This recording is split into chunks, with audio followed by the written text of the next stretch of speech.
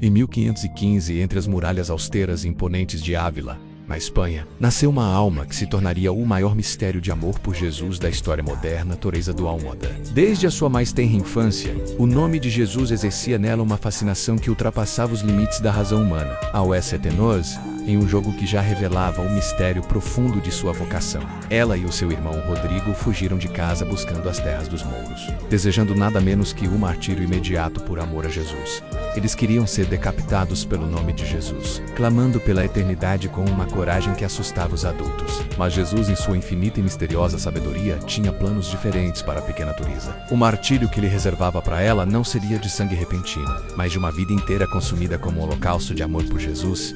Ela aprendeu cedo que a busca por Jesus exige uma entrega que o mundo muitas vezes não compreende. A juventude de Teresa foi marcada por um mistério de contrastes dilacerantes. Enquanto sua alma buscava a face de Jesus, sua mente se distraía com romances de cavalaria, vaidades da corte e o brilho passageiro das amizades mundanas. No entanto, o olhar misericordioso de Jesus nunca se afastou dela, mesmo quando ela parecia se afastar dele. Após a morte prematura de sua mãe, Teresa sentiu o vazio existencial que só o nome de Jesus pode preencher plenamente. Aos 20 anos, desafiando a vontade de seu pai e as expectativas da nobreza, ela entrou no convento da Encarnação em Ávila. Ali, o mistério da vida religiosa começou, mas de uma forma que testaria sua resistência. O convento era grande, populoso e permeado por distrações sociais que abafavam a voz silenciosa de Jesus.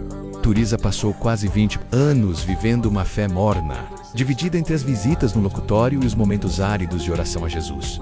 O mistério de sua própria fraqueza a angustiava. Ela sabia que Jesus queria o seu tudo, mas ela ainda retinha pedaços de si mesma. A grande e definitiva viragem na vida de Teresa ocorreu diante de uma imagem de um Cristo muito ferido, colocada ocasionalmente no convento. Ao contemplar o sofrimento abismal de Jesus em sua paixão, Teresa caiu de joelhos, inundada por um arrependimento profundo e uma paixão renovada que queimava como fogo. O mistério da dor de Jesus revelou a ela, em instante, a superficialidade de sua própria vida religiosa. A partir daquele momento de encontro real, ela decidiu que não haveria mais negociações.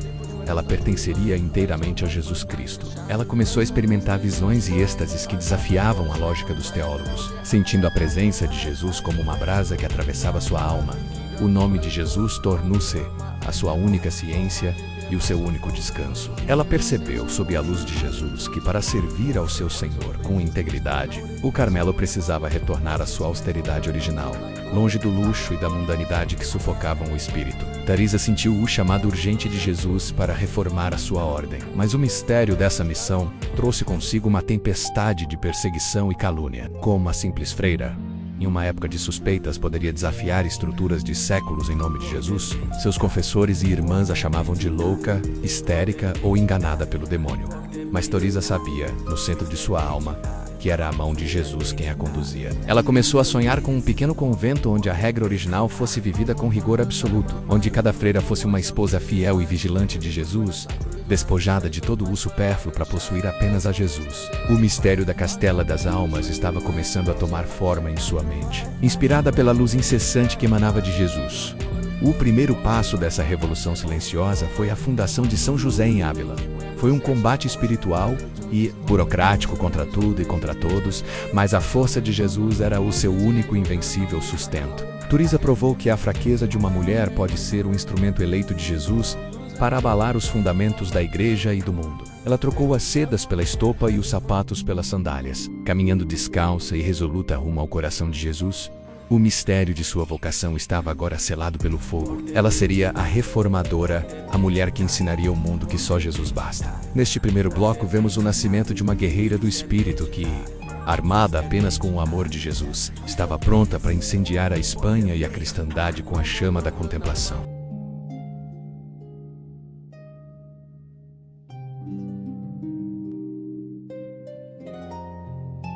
1562, menos fundação do convento de São José em Ávila, início da Reforma. O encontro com o ex-homo não foi apenas um consolo espiritual para Teresa, foi um chamado à batalha contra o mistério da tibieza que corroía o Carmelo. Insatisfeita com a vida social disfarçada de clausura no convento da Encarnação, Teresa começou a desenhar uma nova realidade em sua mente. A visão de um inferno que a aguardava caso ela não mudasse de vida a convenceu da urgência do despojamento. Ela sonhava com um Carmelo onde a regra original, datada do século XIII e conhecida por sua austeridade radical, fosse vivida em sua totalidade. Sem sapatos, sem criados, sem as distrações do locutório, apenas silêncio, oração contínua e trabalho manual. O plano era audacioso e considerado uma loucura em uma Ávila onde a nobreza e a igreja mantinham um equilíbrio social delicado. Uma freira humilde e sem recursos queria desafiar o status quo e fundar um convento pobre em uma cidade onde a pobreza era vista com desdém. A oposição foi imediata e feroz. O Convento da Encarnação. As autoridades civis de Ávila e até mesmo o provincial da Ordem do Carmelo colocaram-se contra o plano de Turiza. Havia temores de que um convento sem rendas próprias se tornasse um fardo para a cidade, ou que as visões de Turiza fossem fruto de possessão demoníaca ou delírios histéricos. A Inquisição, sempre alerta contra novas formas de espiritualidade que pudessem desviar da ortodoxia, pairava como uma ameaça constante. Mas o mistério da determinação de Turiza não conhecia limites. Apoiada por alguns parentes e sob a direção espiritual de São Pedro de Alcântara, menos um frade franciscano conhecido por sua santidade e austeridade, rigorosa menos, ela persistiu. Através de uma bula papal obtida secretamente em Roma, Turiza conseguiu a autorização necessária e, em 1562, fundou de forma discreta o convento de São José em Ávila. O nascimento de São José foi um escândalo místico. O convento era minúsculo, pobre, composto inicialmente por apenas 4 freiras, que adotaram a regra reformada. As carmelitas descalças, elas trocaram as sandálias pela nudez dos pés, sobre o chão de pedra, e o conforto da encarnação pela estopa e pela pobreza radical. A reação da cidade foi explosiva. O Conselho Municipal tentou fechar o convento à força, temendo a perseguição da Inquisição ou um desequilíbrio na ordem social. Turiza, no entanto, manteve-se firme, enfrentando o mistério da perseguição com uma calma que desarmava seus oponentes. Ela via em São José, o seu castelo interior feito de pedra, um refúgio de silêncio e adoração onde o mundo não poderia entrar. O sucesso inicial de São José não foi um milagre burocrático, mas o resultado de uma força espiritual que Ávila nunca tinha visto. Turiza de Ávila estava apenas começando sua revolução e, a partir daquele pequeno convento, a chama da contemplação estava prestes a se espalhar por toda a Espanha.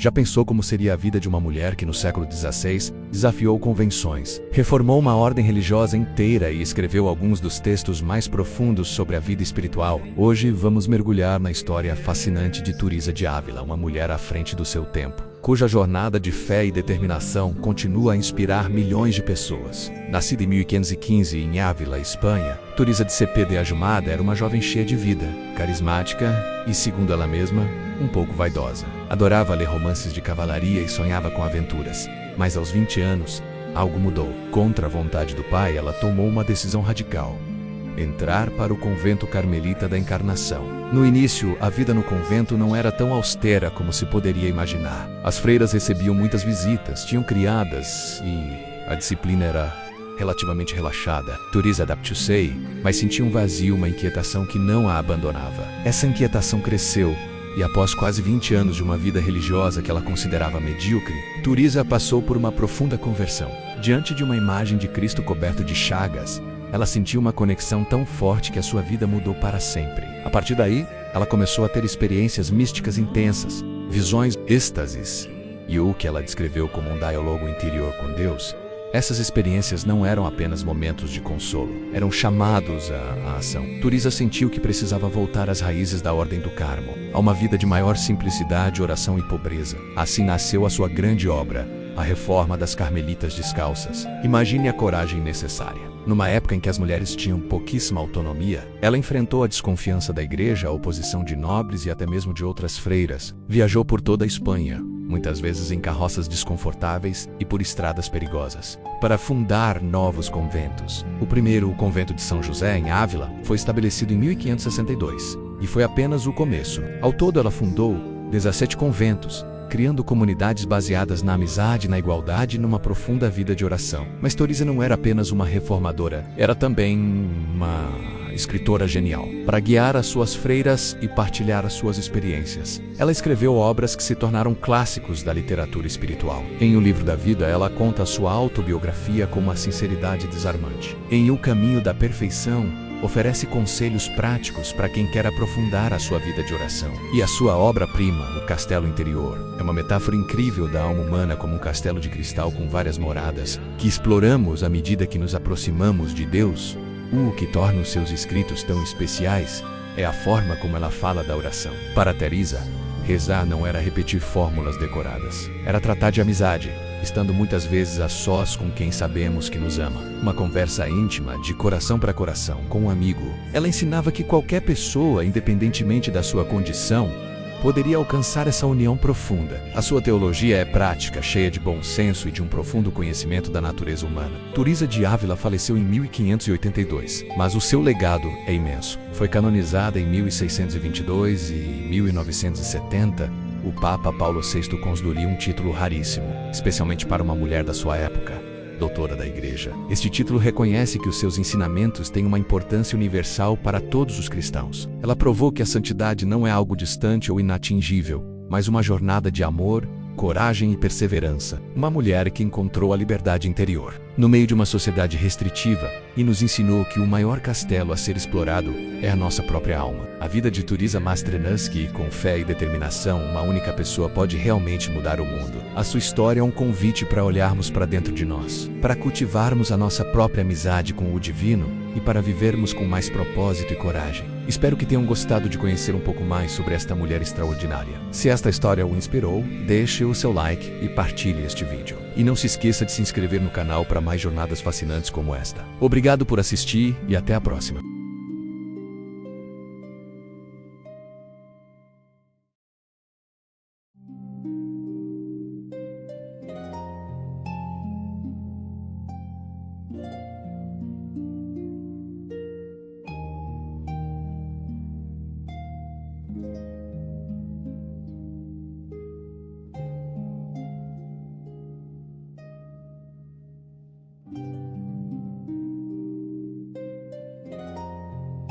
Em 1567 o encontro histórico com São João da Cruz em Medina del Campo, o isolamento de São José em Ávila, foi apenas o prefácio de uma jornada que transformaria a geografia religiosa da Espanha. Therese do Ávila, agora beirando os 50 anos e sofrendo de inúmeras enfermidades, iniciou o que a história chamaria de sua fase andarilha. O mistério da sua resistência física desafiava a medicina da época, em carroças de mulas desconfortáveis, sob o sol escaldante de Castela ou o frio cortante das serras. Therese percorreu milhares de quilômetros para fundar Novos Carmelos. Ela não era mais apenas uma visionária enclausurada, mas uma estrategista logística. Cada fundação, Medina del Campo, Malagón, Valladolid, Toledo, era um novo bastião de silêncio erguido contra o ruído do mundo. Turisa enfrentava estalagens imundas, estradas infestadas de bandidos e a resistência de bispos e nobres. Mas nada parecia deter a mulher que afirmava que Deus caminha entre as panelas.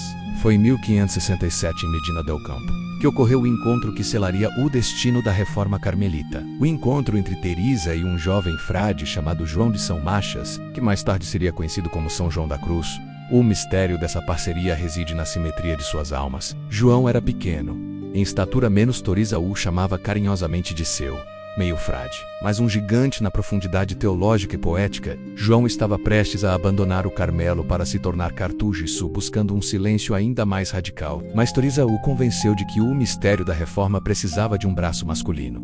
Juntos, eles iniciaram a reforma dos carmelitas descalços. Enquanto Teresa fundava as comunidades femininas com seu pragmatismo iluminado, João tornava-se o diretor espiritual e o teórico da noite escura, fundando o primeiro convento masculino em Duruelo, um casebre miserável que se tornou o berço de uma nova mística masculina. A expansão da reforma, no entanto, gerou um conflito que beirou o cisma dentro da ordem. O mistério da coexistência entre os calçados, aqueles que mantinham a regra mitigada, e os descalços, os reformados, de Teresa, tornou-se uma guerra aberta. João da Cruz chegou a ser sequestrado e preso em um cárcere escuro em Toledo por seus próprios irmãos de ordem, enquanto Teresa vai a ser cercada por proibições de novas fundações e ordens de recolhimento. Ela foi chamada de mulher inquieta e andarilha, um insulto que pretendia diminuir sua autoridade. O paradoxo era evidente. Quanto mais tentavam prendê-la, mais a sua influência se espalhava. Teresa utilizava sua vasta rede de correspondências, escreveu mais de 1000 cartas, para manter a unidade do seu movimento. Ela era uma mística que sabia negociar com reis e papas, provando que o silêncio do claustro não significava ausência de voz no mundo. Nesta fase, Teresa amadureceu sua compreensão sobre a ação e a contemplação. Ela ensinava que o mistério da união com o divino não deveria afastar as pessoas das obrigações do cotidiano, mas capacitá-las a realizá-las com mais perfeição. As fundações continuaram, muitas vezes em condições de pobreza extrema, mas sempre com uma alegria que era a marca registrada do Carmelo Teresiano. Ela exigia que suas freiras fossem mulheres fortes e não beatas choronas. O encontro com João da Cruz deu à reforma a base teológica necessária para resistir aos ataques da Inquisição. Juntos, a mística da luz e o poeta da noite formaram a estrutura que sustenta a espiritualidade carmelita até hoje. O mistério de Teresa Andarilha é a prova de que uma alma em paz pode mover montanhas de burocracia e preconceito, transformando cada estrada poeirenta da Espanha em um caminho direto para o absoluto.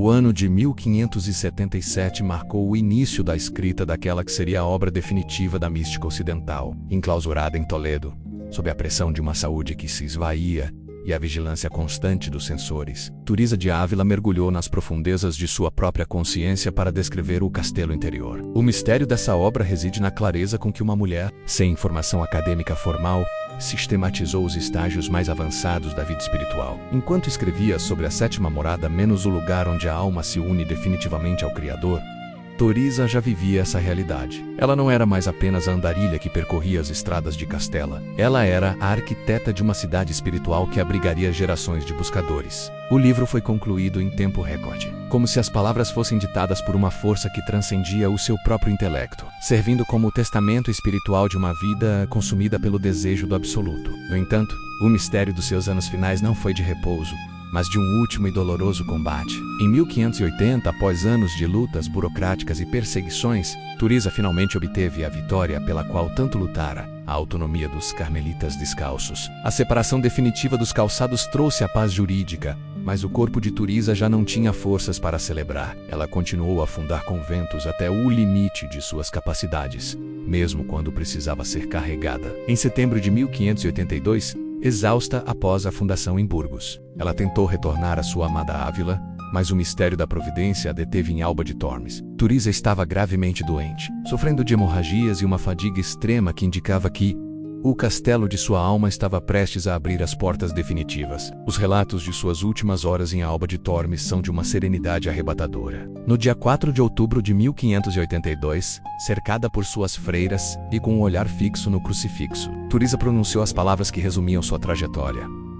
No fim, Morro Filha da Igreja. O mistério de sua morte coincidiu com um evento histórico peculiar. Naquele exato dia entrou em vigor a reforma do calendário gregoriano, o que fez com que o dia seguinte fosse já 15 de outubro. Teresa de Ávila parecia ter pressa de entrar na eternidade, saltando sobre o tempo humano para mergulhar no tempo de Deus. Ela morreu sem posses, sem sapatos e sem vaidades, mas possuindo tudo aquilo que sempre buscou. O seu corpo, que durante a vida fora flagelado por doenças, tornou-se alvo de um fenômeno misterioso após a morte. O odor de santidade e a incorrupção, que desafiaram as leis da biologia por séculos. O legado de Santa Teresa d'Ávila é a Castela das Almas, que permanece aberta para todo aquele que se atreve a silenciar. Ela provou que a mística não é um afastamento da realidade, mas a forma mais profunda de habitá-la. Deixou para trás 17 conventos femininos e 15 masculinos, mas acima do tudo, deixou um método de oração que ensina que só Deus basta. A mulher que começou fugindo para o martírio aos 7 anos, terminou a vida como a primeira mulher doutora da Igreja. Uma mística que sabia que a santidade se encontra entre as panelas e nos êxtases mais sublimes. Teresa de Ávila não foi apenas uma freira reformadora. Ela foi a prova de que uma alma em chamas pode iluminar os séculos e que o interior de cada ser humano é, de fato, um castelo de diamante onde habita o infinito. Ao encerrarmos este episódio, o mistério de Teresa nos convoca ao recolhimento. Ela nos ensina que a vida é uma jornada através de moradas interiores, e que o verdadeiro castelo não é feito de pedras, mas de atos de amor e fidelidade. A andarilha de Deus parou de caminhar pelas estradas da Espanha para caminhar para sempre nos jardins da eternidade. Mas o som de suas sandálias descalças continua a ecoar em cada alma que busca, no silêncio, o sentido da vida. Santa Teresa de Ávila, a mística da alegria e do castelo interior, permanece viva em cada página que escreveu e em cada coração que, ao ler suas palavras, sente o dardo de fogo que aponta para o céu.